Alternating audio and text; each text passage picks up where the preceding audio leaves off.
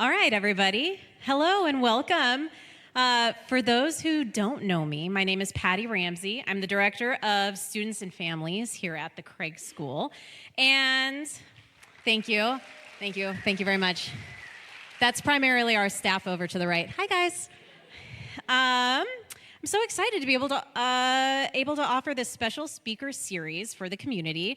And before we welcome our speaker this evening, I'd like to introduce our chair of our Scientific Advisory Board, Dr. Sabrina Shuck, and she will share a little bit more about the series. Thank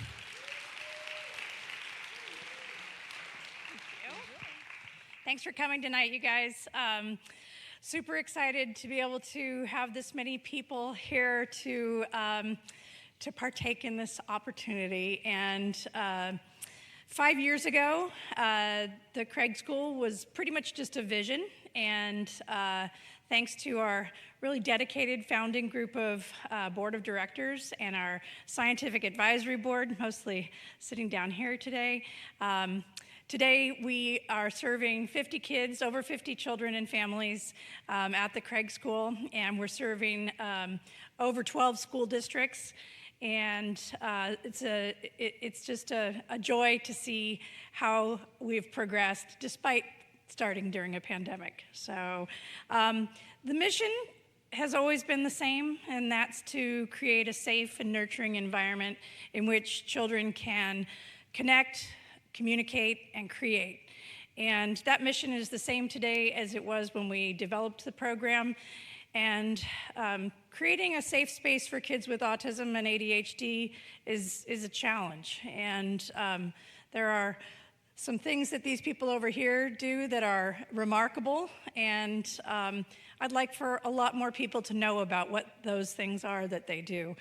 Somebody that knows firsthand what it's like to navigate the education system, and someone I admire very much, who has really changed the face of autism and stigma over the last 20, 30 years. I'd like to please join me in welcoming Distinguished Professor of Animal Science, Dr. Temple Grandin.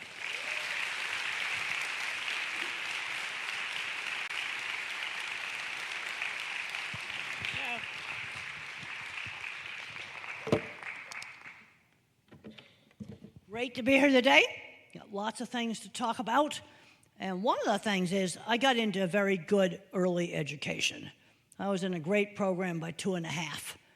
As I travel around the country, I'm finding quite a few places where 3-year-olds are getting put on a 2-year wait list. That's not acceptable. I was in a great program. And the main emphasis in my program was teaching speech. My speech teacher would slow down when she talked to me, always encouraged me to use my words, learning how to take turns at games, learning how to inhibit a response. A lot of emphasis on turn taking, and then skills. Combing your hair, using a spoon, just basic skills. And I liked going to therapy. There's been a lot of controversy about different types of therapies. The child should like going to therapy and get progress.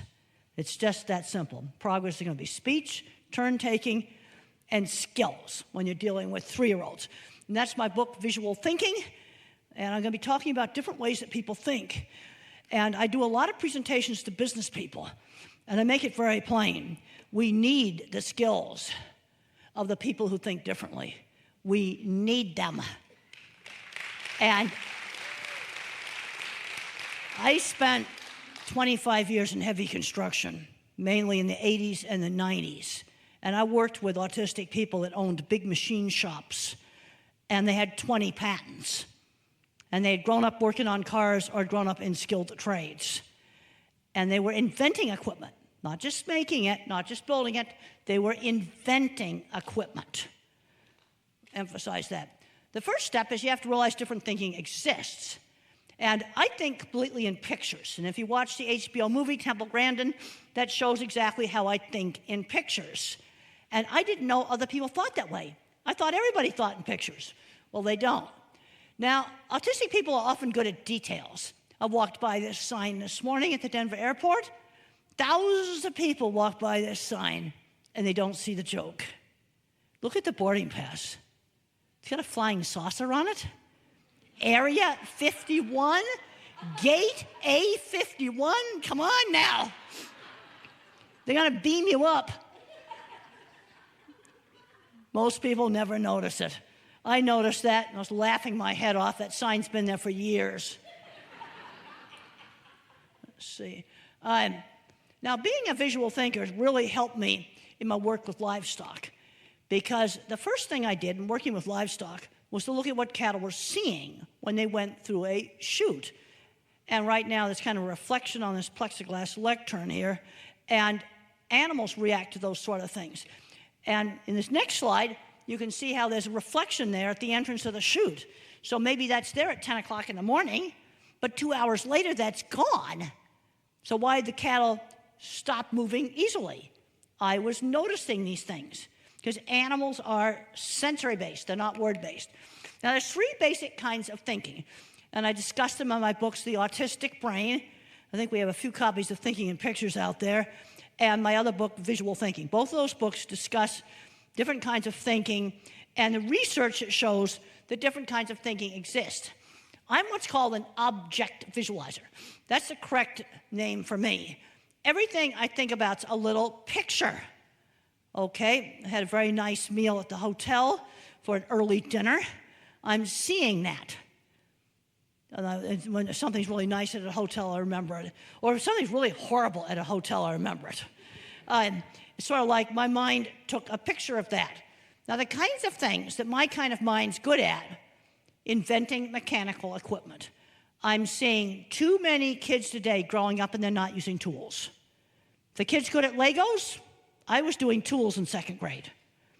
I have kids in my class that have never used a ruler to measure anything, but the object visualizers are very good in mechanical things, and they'd be super good in things like fixing elevators, which are not getting fixed. As I travel around, escalators are not getting fixed. And the good thing about these trades jobs, artificial intelligence is not going to take them away. But I'm concerned about a lot of the graphic design, the animation jobs. Those are going to go out. You know, the web design, stuff like that. So I'm going to really push the trades. You will have a job for life. And I'm talking about the high-end trades. Things like welders that build and invent things, machinists, plumbers, electricians, car mechanics. I'll tell you how to get the kids off the video games, auto mechanics. I'm serious.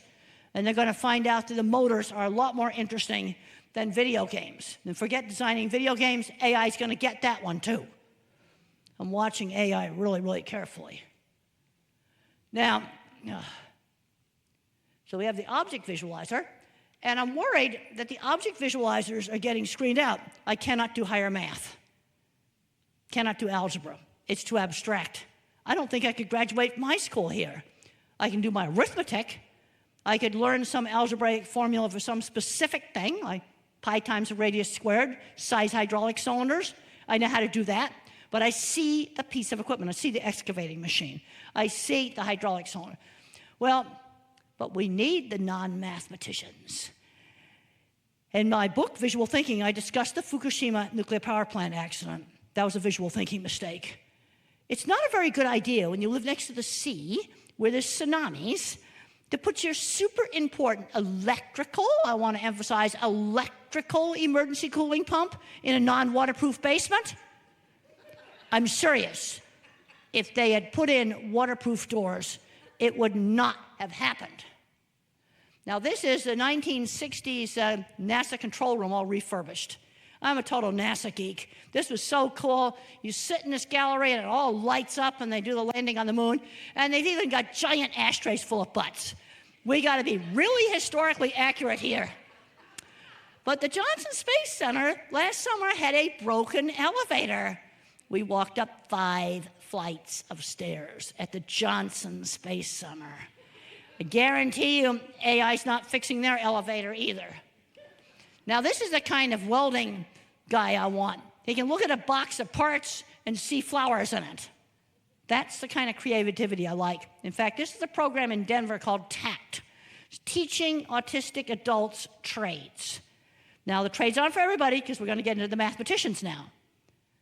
But for my kind of mind, I'm going to really push it because I'm concerned about the artificial intelligence and the other jobs. But if you want the lights to stay on, the water systems to work, you're going to need my kind of thinkers. Now, here's your mathematician. It's a spatial visualizer, computer programming. And it's now official. Bill Gates is on the spectrum. It is now official, and he has a book called Source Code.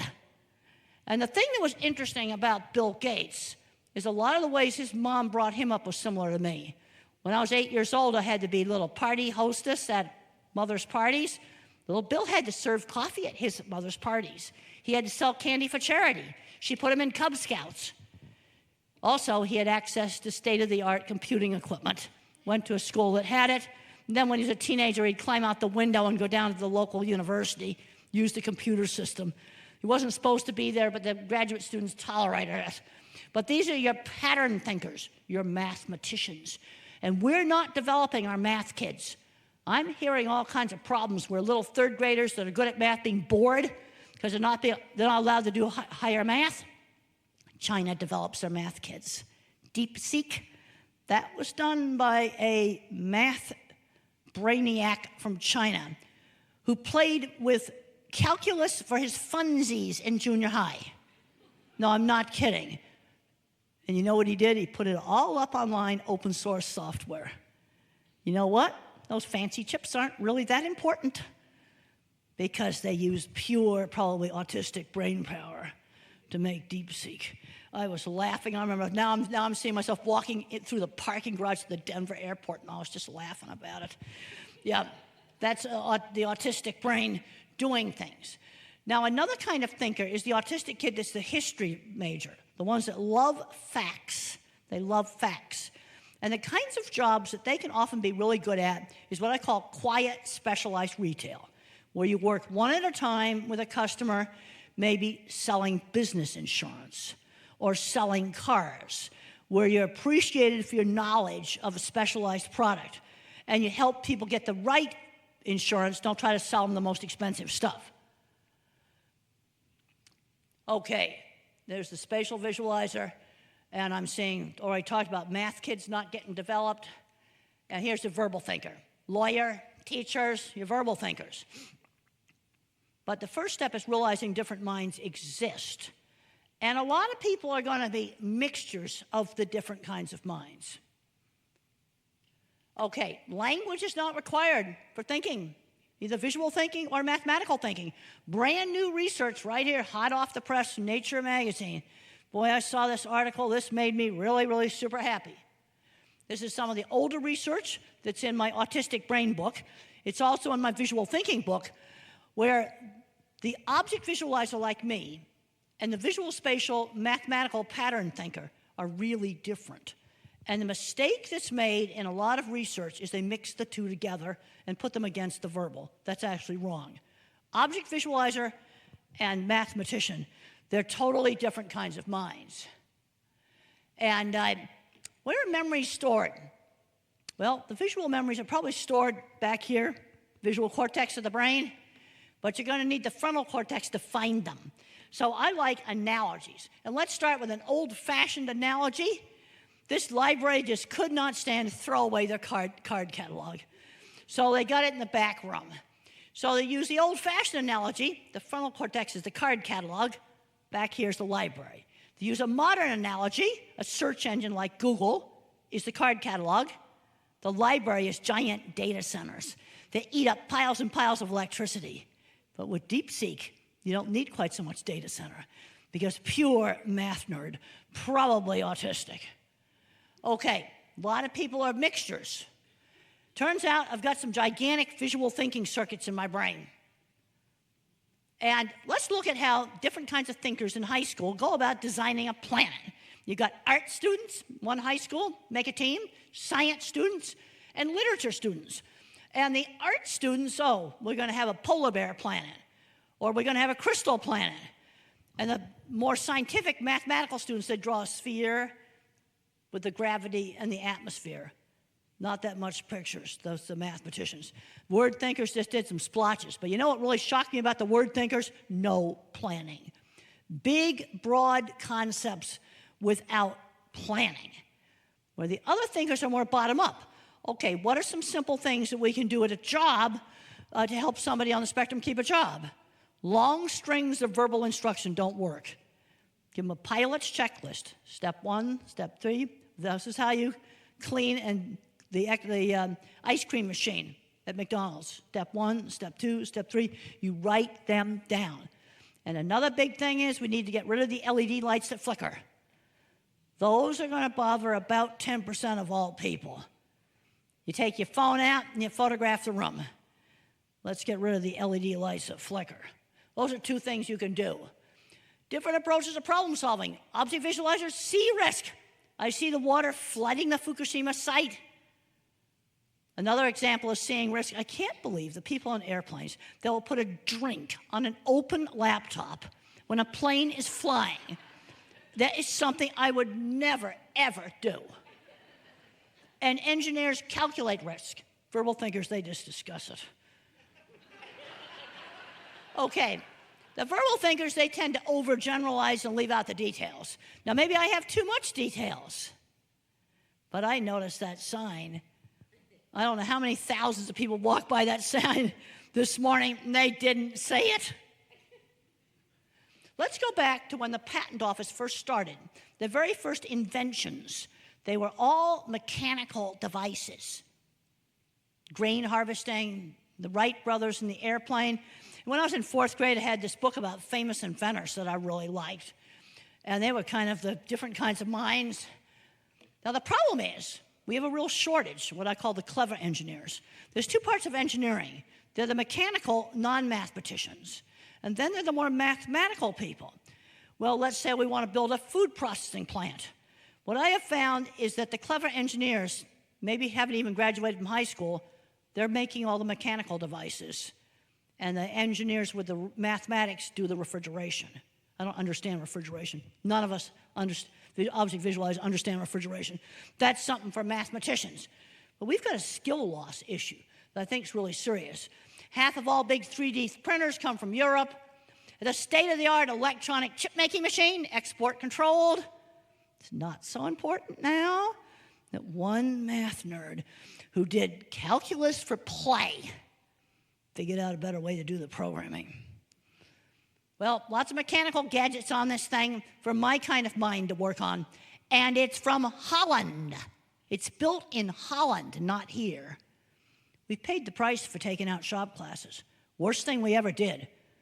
I get asked, what would I do to fix up the schools? I put all the hands-on classes back. Cooking, sewing, woodworking. All those hands-on things. I loved woodworking, sewing, and art when I was in elementary school.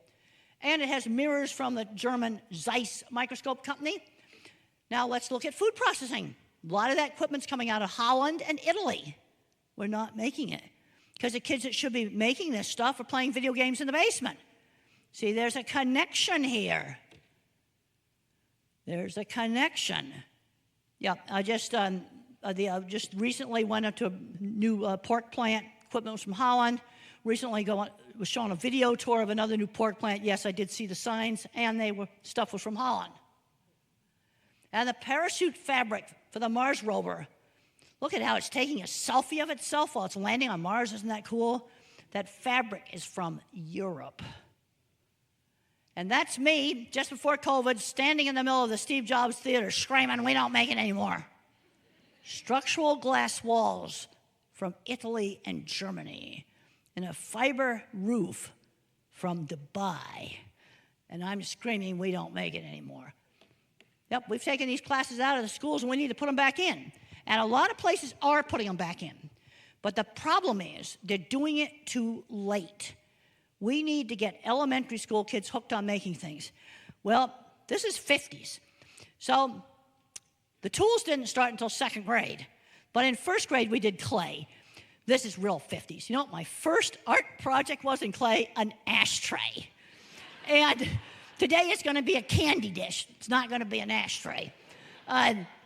But we were making things from a very young age. And making stuff's a lot of fun.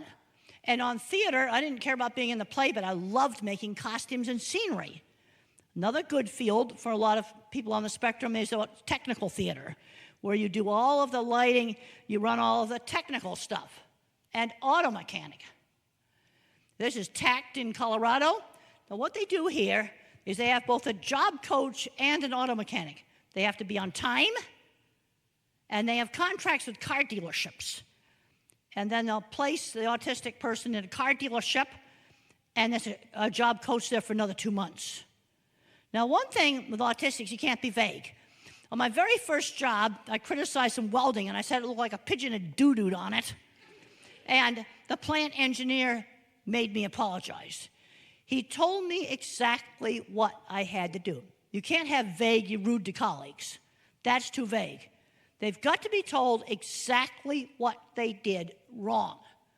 Now, my grandfather, MIT-trained mathematical engineer, worked with an autistic man to invent the first autopilot for airplanes. They were a garage startup. They rented loft space over a place where they fixed trains. But unfortunately, the stolen version was in every warplane during World War II. They needed a lawyer. And they were very, very bad business people. I can't do algebra. What would happen to me in today's educational system? I've had a good career. I've designed the front end of every Cargill beef plant in North America. I think that's doing pretty good. Somebody can't do algebra. And a lot of the shop people I worked with can't do it either. But they got lots and lots of patents. And it's all for mechanical things, where you can just see how it works. No, I'm really concerned about this. The guy who owns this jet started out with a single welding class in high school. He's building beef plants now. We still know how to build a beef plant because there's one guy who started out with a little tiny shop, and the shop grew into a big shop. He's got a corporate jet now. He's got a really cool plant he's just built. I hope to see it in June, get to ride in that jet. Really, really cool. And he does hydraulics. This is what's called a hydraulic power unit. This will run all the equipment hydraulically, so you don't have electrical stuff out on the slaughter floor. That runs a whole bunch of mechanical equipment. If you know anything about hydraulics, that's really nice. And you can see how the hoses have slack. There's a reason for that, so it won't rip itself apart. No algebra. This is the clever engineering department. And then this is a piece of equipment called the center track restrainer system. I developed this piece of equipment. Every big beef plant has one. And the guy who built the first one for me, he was probably autistic. And the problem we've got now is these people are not getting replaced. They're playing video games in the basement. And you can forget about jobs making video games and animation. AI is going to eat it alive. I'm watching the stuff very carefully. But the mechanical stuff, elevators are not going to become non-mechanical anytime soon. They're either hydraulic or they work with a hoist. That's not changing anytime soon. And I'm finding lots of broken ones, lots of expired inspection certificates. And then they rip the inspection certificate off and paste a brand new plastic plaque where the certificate used to be saying it's in the manager's office, but they're expired. Yep, and then I went to a really nice assisted living place, beautiful building in New York, and the attendant had to push the elevator door shut. That's real recent. It's a lot more fun playing with the big Legos than the little Legos. Now, how do kids get interested in stuff? I get asked all the time, how did I get interested in the cattle industry? I was exposed to cattle and horses as a teenager. I have no background really in any of these things prior to that. You got to expose kids to interesting stuff to get them interested in interesting stuff. It is just that simple. Okay, building that big plant. The object visualizer, maybe with a one-semester course in computer drawing, lays out entire factories. Doesn't matter whether it's beef plant or it's something else. And the specialized mechanical devices. And then we need the mathematician for refrigeration, power requirements. Yeah, we need the mathematician too. You need to have both. In writing my book, Visual Thinking, we've run out of it out there, but Amazon's ready to ship right now. I'm shameless about selling books because I want to see these kids that think differently get out and get into great jobs. Because what made my life interesting is having an interesting career. For me, it's like career comes first for me. And right now, at the age of 77, where my back hurts and if I stand too long, I want to get the kids that think differently, help them get great jobs. And we need to be doing a slow transition from school to work. Don't wait until they graduate my school. How about at 11, church volunteer job? We got to replace the paper routes that no longer exist. They got to learn how to do a job outside the family, where somebody outside the family is the boss. Or synagogue volunteer job, since we're in a synagogue, same thing. Walking the neighbor's dog. And then when instant they're legal, they need to get real jobs. And I'd recommend that we avoid the multitasking chaos at things like a takeout window. And I just heard about a really super busy medical receptionist at a doctor's office that was a disaster. Phone ringing every 2 minutes, talking to patients. But then on the other hand, my dentist's office, nice and quiet, an autistic person could do the receptionist jobs at my dentist's office just fine. But you see, I'm seeing my dentist office. They get like 2 phone calls an hour. Now, the thing is, we need the object visualizers to make a building pretty, and you need the mathematicians to make sure it doesn't fall down. 20% of the people I worked with in construction, I've worked for every major meat company, 25 years out on construction projects. These people owned shops, big shops, multiple patents. Most of them can't do algebra. They can't do abstract math. Yeah. Why is Europe getting all these jobs? Because in 9th grade, you can go tech or university. They don't put their nose up at tech. And somebody says, oh, well, those people just build the equipment. No, they invent equipment. I was out in the shops working with them. I have a client right here in California right now who wanted to do a little hydraulic ramp thing for their center track restrainer. Well, they don't even have enough tools in their shop to build it, and there's not enough shops in town to build this stuff anymore. No, it's a problem. Grandparents come up to me all the time. They discover they're autistic when the kids get diagnosed. That happens all the time. These grandparents had decent jobs because they did paper routes and all kinds of work stuff early. And I have a book you might be interested in. It's called Different, Not Less. Different, Not Less. It's 18 adults diagnosed later in life talking about their job experiences. They all had childhood jobs. And where that diagnosis later in life was helpful was with relationships. That's where it was helpful. What would happen to some of our top innovators in today's workplace? What would happen to Bill Gates today? Mrs. Gates did a lot of the same things with little Billy and was done with me. He's been a great philanthropist.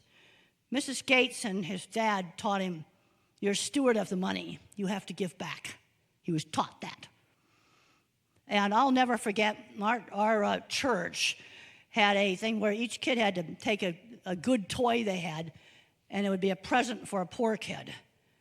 And I suggested giving him my yo-yo, and Mother made it very plain that wasn't good enough.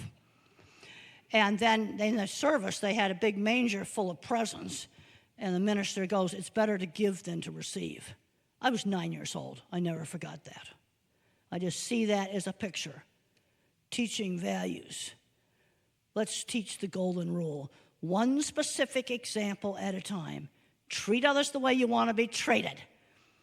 I've gone out of my way to return 2 wallets I found at the airport. Okay, I mean, that's a small thing, but I'm now seeing this guy's money clip bouncing around on the x-ray machine roller table, and I could see his license in it, and I grabbed it before it fell through the rollers, and TSA made an announcement, and he got his money clip back. I'd be freaking out if I lost my wallet at the airport. What would happen to them today? Michelangelo, grubby little 12-year-old, running around all these places that were commissioning fine art, so that's exposure. And he had stone cutting tools. So you get the exposure. Then he started making some things, and then he was apprenticed into a shop. So it starts out with exposure, then mentoring. I got in the HBO movie, I got all interested in optical illusion rooms because I got exposed to that. Steve Jobs, bullied in school, tinkered in his neighbor's garage, Bill Gates was climbing out the window of his house and going down to the university. His mom knew he was going down there. She just kind of goes, well, I know that. Einstein, no speech till age 3. Well, what happened to little Albert today? Would he get his math skills developed? We need to be thinking about that. Thomas Edison, high school dropout, but he learned how to work. He had a mentor who taught him how to use the telegraph. He was selling newspapers at around age 11. I also was given an interesting book about silver miners in Montana. Well, they were selling papers at a very young age, learning that kind of being an entrepreneur. And we know him, the world's most famous autistic person. Okay, a Nobel Prize winner was 50% more likely to have an arts and crafts hobby compared to other scientists. That's another reason why we need to be putting these things back in the schools. This is an actual study. All right, let's look at some ways to work with some of these minds that are different. I have a problem with processor speed. Working memory, I don't have any working memory. I'm going to need an external working memory and pilot's checklist.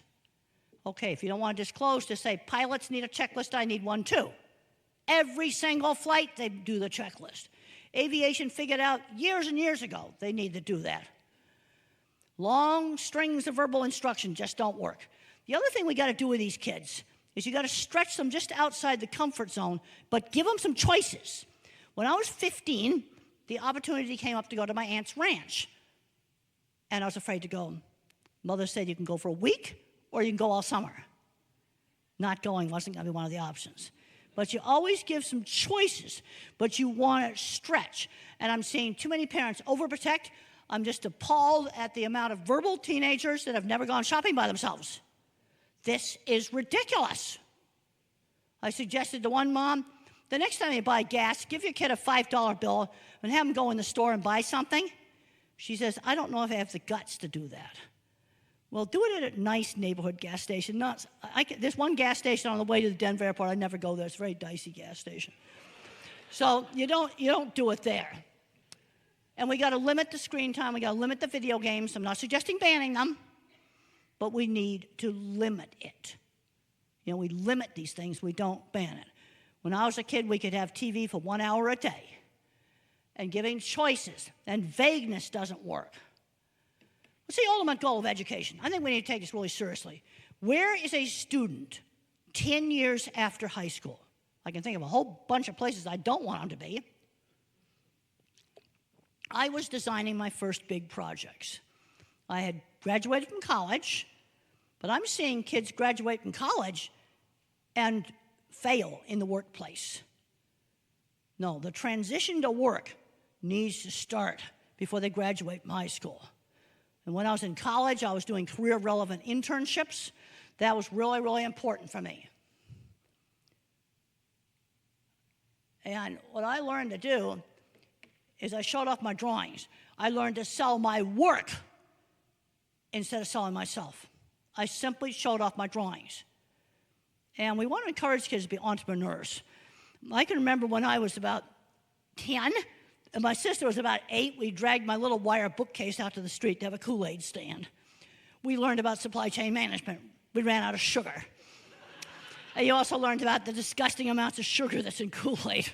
Yeah. This is the drawing I sent to the Cargill Corporation back in the late 80s. And we need to be emphasizing selling the work. I talked to one job person, how are we going to get some of these kids jobs?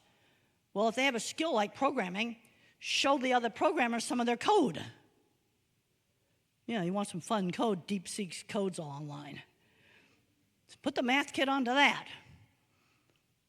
That's the way my mind works. And why curved? Because as the animals come around the bend, they think they're going back to where they came from. And I love the fact that the HBO movie showed how I think visually. And also, they recreated all my projects. I just love that. I thought that was wonderful. And there's a very important scene in that movie where I saw a door to opportunity. There's a scene where I go up to the editor of the State Farm magazine, and I get his card, because I knew if I worked for that magazine, that would really help my career. These doors are everywhere.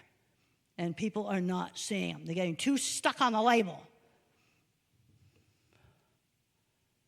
And I had a nice brochure. What you basically want to show a client is a 30-second wow.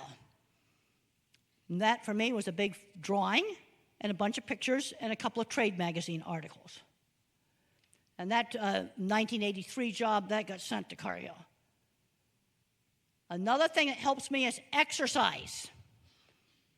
I do 120 old lady push-ups every night in the hotel, and then I swim on the floor, and then I have a new thing, I call it connoisseur of ceiling tiles. Because back was really, really hurting, and then everyone said, well, you're walking like this. So now, like when I'm in the airport, I make myself look up. I just discovered 2 damaged ceiling tiles at the Denver airport right by the restrooms. Because I'm realizing I never looked up before. We have one terminal where it's all pipes and wires in the ceiling. You know what? I had never looked up. So now I'm making myself look up as I walk down these concourses, and that's actually helping my back. I still have problems with standing for too long. But getting lots of exercise. A lot of these kids don't get anywhere near enough exercise. All right, work experience. At 13, Mother got me a little sewing job. She just did in the neighborhood. There was a lady that did seamstress work, and I took apart garments and I hemmed them. At 15, I was cleaning horse stalls. In 9th grade, I got kicked out of school for throwing a book at a girl who called me a retard. So I went to special school. I was a terrible student. I didn't care about studying. So they put me to work cleaning 9 stalls every day. Also, horses were one of the places where I was not bullied. I had friends through horses. 16, I went out to my aunt's ranch. I had a little sign painting business. See, that's the entrepreneur. I had to learn to make a sign the client wanted. Don't think they would have wanted flying saucers.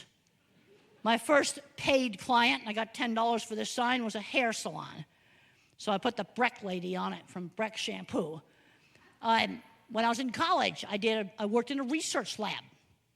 Career-relevant internships, getting work experience, really important. Half of all good jobs are backdoor. Half of all good jobs for everybody. What are you going to do with all this online stuff? AI is like chucking out the resumes. You just got to find the back door. It's right there, and you're not seeing it. You're not seeing it. That simple. Elementary school life skills training. Me and Bill Gates, we were both hosts and hostesses at parties, family parties. His book's called Source Code. I bought it just the other day at the airport. It's a heavy hardback. And then I sat down in the main rotunda of the airport and read the childhood part, because I think that was some of the most interesting part of it. And his upbringing was very similar to mine. He sold candy for charity, too. And that forced him to talk to people. These are simple things that don't cost anything to implement. Shopping for little things when I was 8 years old. I got 50 cents a week for allowance. But if I wanted a 69-cent airplane, I had to save for 2 weeks. I was learning that when I was a little kid. Yeah, this is simple stuff. It doesn't cost money to implement. Friends who shared interests. I cannot emphasize that enough. And for me, it was horses, building things. That's where I had friends. Friends who shared interests. I do have a paper that's called How Horses Help the Teenager with Autism Make Friends and Learn How to Work. You can look it up online. And when I was in high school, I fixed up this ugly shed and I made it look really nice. And I did it in a way that other people would like. And that's, I didn't put horses all over it. Didn't think my school would like that. I put the school's emblem on the side of it. I figured they'd like that. That's me up there painting a ridiculous sign for the Arizona State Fair. This is back in the 70s, early 70s. And this was a wax dummy in a freezer chest full of ice. Couldn't have been something more stupid. So how to end up getting that job, because that's me up there. I showed my portfolio to an old sign painter. Put me to work. It's that simple. All right, let's discuss driving. Too many kids are not learning how to drive. It's going to take longer. You got to have a lot more practice in a totally safe place like giant big parking lots. backcountry roads, open fields if you can find them. And my aunt's mailbox was 3 miles away. So I had 6 miles, 6 days a week of driving on dirt roads. The truck I learned on had 3 on the tree with a horrible clutch, a lot of lurching around the horse pasture. And I mean, you start out in a totally safe place, and you take it really slow. But if I hadn't learned how to drive, there would have been no cattle industry. Okay, learning how to work. Jobs on a schedule outside the home at 11 and 12. Learning shopping. Learning how to keep a real job. This is where we're not doing a very good job. And in my book, Visual Thinking, my visual thinking book, I discuss employment. I also discuss it in the autistic brain. And what people have got younger kids, 11-year-olds, need to be doing either dog walking or a volunteer job where somebody outside the home is the boss, period. And I had some good mentors. I had a wonderful science teacher who got me motivated to study. I can't emphasize enough the importance of my good teachers. I got to thank my speech teacher, my mother, who taught me to read at age 8. I was not reading at age 8. She taught me with phonics, with the Wizard of Oz book, all reading out loud. Mrs. Deach, my 3rd grade teacher. Ann out at the ranch. Another important mentor, Mr. Carlock, my science teacher. And then Jim, the contractor. He seeked me out to design projects for him. And we built jobs together for 10 years. He also showed me how to set up a business. You know, there were some people that were extremely helpful. There were the bullies out there that put bull testicles on my vehicle. That was all middle management. Foremans did that stuff. It was all middle management that did that. Mother taught me to read at age 8. Great teachers. I can't emphasize how important these people were. Super, super important. Okay, let's talk about sensory issues. They're real. In fact, some research with brain scans shows that fear circuits in the brain get turned on. With sensory stuff, one of the ways to help a person to tolerate loud things is let the person control the sound, or let the child turn on the vacuum cleaner, or some other noisy, awful thing, where they control it. That can often help. One of my things was balloons popping. Well, I should have been popping balloons myself. Make them small, then make them gradually bigger, and then pop them. But I do it. If you wear headphones all the time, sound sensitivity worsens. But have them with you all the time. Control. So if the fire alarm goes off, you can put on those headphones. I have to find things that don't itch. These pants here come from Walmart. I have to wash them 3 times before they're soft enough for long plane rides because they itch. Now, what Mother did with me is high expectations with accommodations. And what Mrs. Gates did with Bill was just the right amount of pressure with support. Okay, let's give an example of high expectations with accommodations. When I was 5 or 6 years old, we'd go on a ferry to get to where we went on vacation, on these ferries where they drive cars onto it. And we'd be sitting up on the deck, and the captain would blow the horn and blow my ears out, screaming on the deck. They didn't make me ride under that horn. Yes, we're going on that ferry, but I could ride in the cabin below. There were no headphones in the 50s. Ride in the cabin below. We'd have family gatherings. And I had a place where I could exercise and run up and down this one hall. If I got really stressed out, there was a spare bedroom with some toys in it. But we're going to do family gatherings. High expectations with accommodations. Just the right amount of pressure with supports. That's the way Bill put it in source code. Yeah, we've got to get out, learn to do things, but some of these really chaotic multitasking jobs, they just need to be avoided. That crazy busy medical receptionist just did not work. Okay, what about reading issues? There's a subgroup of dyslexia where they see the print jiggle on the page, and they hate escalators. They can't tell how to get on and off escalators. And it's not all dyslexia.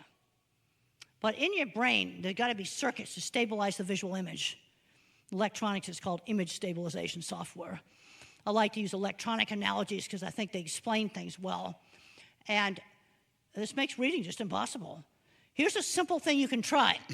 Only works on a subtype of dyslexia, pale pastel colored paper, like light gray. I was on the plane today and the lady was reading her Kindle. Some people love their Kindles because you have that kind of gray background and they can read on the Kindle but not out of a regular book. Maybe try some tan paper, some light blue paper. When this works, it works like magic. But I want to emphasize it's just a subgroup. There are also some dyslexic fonts that people have found helpful. There are some individuals that talk about images breaking up. See, back here, the software in the back of the brain that put the image together. The eye works like a camera, but then image has to be stored in the brain. Something's wrong with that. One autistic called it Picasso effect. That's an example of print jiggling on the page. So what do we do if we are stuck with these horrible lights that flicker? Well, if you got windows, maybe you can just turn them off. If you don't have windows, then you have to have the lights on. Well, then let the kid or the adult go to the lamp store, find an LED that does not flicker, put it in the lamp and put it on his desk, and wear a hat. I like to just figure out simple stuff that people can do. My approach to evidence-based is if something's cheap, safe, it takes a few minutes to try it, go ahead and try it. If something's expensive, possibly dangerous, takes you 6 months to try it, yeah, I want evidence-based for that. But here I'm talking about colored paper. There's no way it could possibly hurt you. Okay, a lot of individuals, it takes extreme effort to screen out background noise. I have problems with conversations in noisy restaurants. I'm basically functionally deaf in noisy restaurants. Some individuals need frequent breaks just to calm down. And I'm really glad that a lot of the ABA programs now are getting away from forced eye contact. I had none of that in my program. I need to stop doing forced eye contact. It overloads the sensory system. Yeah, just stop it. Okay, this is an interesting paper. It's called Environmental Enrichments and Effective Treatment for Autism. That's the title of the paper. And it's a sensory desensitization method. And this is evidence-based. You stimulate two senses at the same time, where you might smell peppermint and hold a cold water bottle. And then you're always switching the pair of senses that you stimulate. And it seems to work. And it's simple to do. And that's the title of the paper up there. It can be found online. Now, if you're working with individuals that remain non-speaking, I really recommend these books. These are individuals who type independently. Now, I'd recommend using a tablet because the print appears next to the keyboard. Because if you use a desktop, you type way down here, and it appears up here. They cannot do the attention shift. They cannot do that. And tablets and laptops don't flicker. They're usually the best computers. Some of the flat screens flicker, some don't.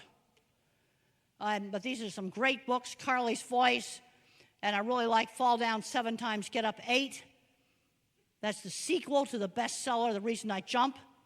And they talk about things like difficulty controlling movement, screening out noise. These are written by people who type independently. And if you're working with non-speaking adults, I strongly recommend these books. Also, if you have a non-speaking adult who's been good and now his behavior deteriorates, you better look for a hidden painful medical issue. When I bring this up, I'm finding urinary tract infections, horrible ear infections, cases of scurvy because the diet was so restricted. And the doctor said, well, it's just autism. Well, it wasn't. One girl had earbud pieces down her ear. Yeah, that would be very uncomfortable. Also, they have to have a way to communicate. There's nothing more frustrating than not having a way to communicate. But if you're working with a non-speaking, I'm not talking about 3-year-olds here, but the older, these books are must-reads. Okay, slow processor speed, I have that. Rapid conversation, fast, back and forth, can't follow it. Rapid multitasking, like a busy takeout window. Rapid response to a question. Remembering long strings of verbal instruction. And I have problems with interrupting because I can't get the timing right. I know interrupting's rude, and I do it. I know it's rude. But this is where I do have a processing problem. And this is something I still have. I can't get rid of this. This I have to live with. Attention-shifting slowness. You know, it's sort of like being a phone with maybe a bar and a half of service. It takes longer for that phone to download a web page. Now, this is work by Ami Klin with some of the very first eye tracking software. They're watching Who's Afraid of Virginia Woolf. Look at how many times the normal person looks back and forth between the eyes. The autistic's trying to read lips and they're not looking back and forth. That shows attention-shifting slowness. When you're working with the little kids, slow down when you talk. When the grown-ups yacked fast, it went to gibberish. Slow down when you talk. Always encourage them to use the words. Give them time to respond. They're slow. Teachable moments. Okay, so let's say I stirred my drink with my finger. Mother didn't scream no. She said, use the spoon. Give the instruction instead of screaming no. And teaching turn taking. Teaching how to wait and take turns. Really, really important. Yep, there's the working memory trashed. Fear, main emotion in autism. As I got into puberty, I started having more and more and more anxiety. Especially when the hormones hit. As I went through my 20s, colitis attacks that just would not stop. And I was afraid of airplanes because as a senior in high school, I was in a very scary emergency landing. We had to go down the slides. And so I'd go on this plane here. I hated this airplane. When I put the gear down, I thought the bottom of the plane was falling out. Well, you know what? You want to hear the sound that they're putting the gear down. I don't want them to land without wheels. And I got terrified of public speaking. All right, you got to take the scary thing and make it interesting. So in the 70s, Miami Airport Cargo Department, Wild West show. I got to go in one of these full of Holstein heifers going down to Puerto Rico. And I got to ride up in the cockpit, super interesting. Then we get back to Miami. We walked around to do the ground inspection. And there were 3 holes that had been drilled in the fuselage, and the cow pee was leaking out of there. So you can let them go to the bathroom all over this plane, and it still flies. This was like how to torture aircraft. I never will forget that trip. But you got to take the scary thing and make it interesting. Fear, it's one of the main emotions in autism. And I've had it under control with a low dose of antidepressant medication. And I've discussed this in my old book, Thinking in Pictures. And the medication stuff is still accurate. But you have to use a very low dose of the antidepressant. Starter dose or less. The mistake that's made is they raise doses when they should be lowering it. That's the big mistake. I see some people nodding here. I don't care if it's Prozac or any of the antidepressants. Low doses. I can't emphasize that enough. And then I built my squeezing machine to help me to calm down. And I built that all myself. But as I went up into my 20s and 30s, the panic attacks worsened. My health was deteriorating. And I didn't like the idea of taking medication. But I had found the article it was called The Promise of Biological Psychiatry. All the references are in Thinking in Pictures. Mr. Carlock had taught me how to use the scientific library when you had to look things up in the Index Medicus. And I found this article about anxiety, and I had 8 out of 10 of the symptoms, and they were treating it with low-dose antidepressants. Well, I laid it aside. I didn't want to take medication. And then I had a very stressful eye surgery. I had to have a basal cell carcinoma taken off my lid. Plastic surgery while you're conscious on your eye. Needles coming down like this. I mean, really, really, really trippy. And that got me all stressed out to the point where I better take the medication. And here's simpler ways that you can do pressure. You got to show kids interesting stuff to get them interested in interesting stuff. And I got interested in optical illusion rooms because I saw it in a science movie. So my science teacher goes, you got to figure out how to do this. They wanted me to figure it out for myself, which I eventually did. This is Penrose tiling used by Stephen Hawking. You know what he had to say about disability?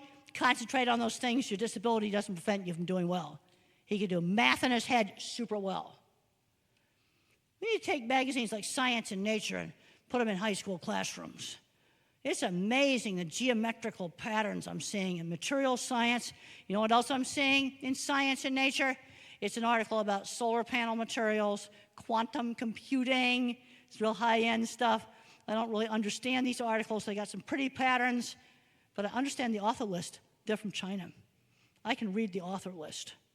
We're not developing our math kids. And what I learned in industry, there's only one way to stay ahead. You stay ahead. And I worked for every major meat company, state-of-the-art plants, dumps. Well, one of the plants I worked for was a real dump. And they made me sign 2 NDAs, give the as-built drawings back. They didn't realize it was an obsolete junkyard because they'd never been anywhere else. There's only one way to stay ahead. You stay ahead, period. It's that simple. Or the secret will be, it's obsolete. There's some math in there that's really cool, mathematics and plants. And here's some really fun educational materials from computers. It's all free online. And now, hopefully we're going to get some mics and just open it up for questions. This is the part I like the best.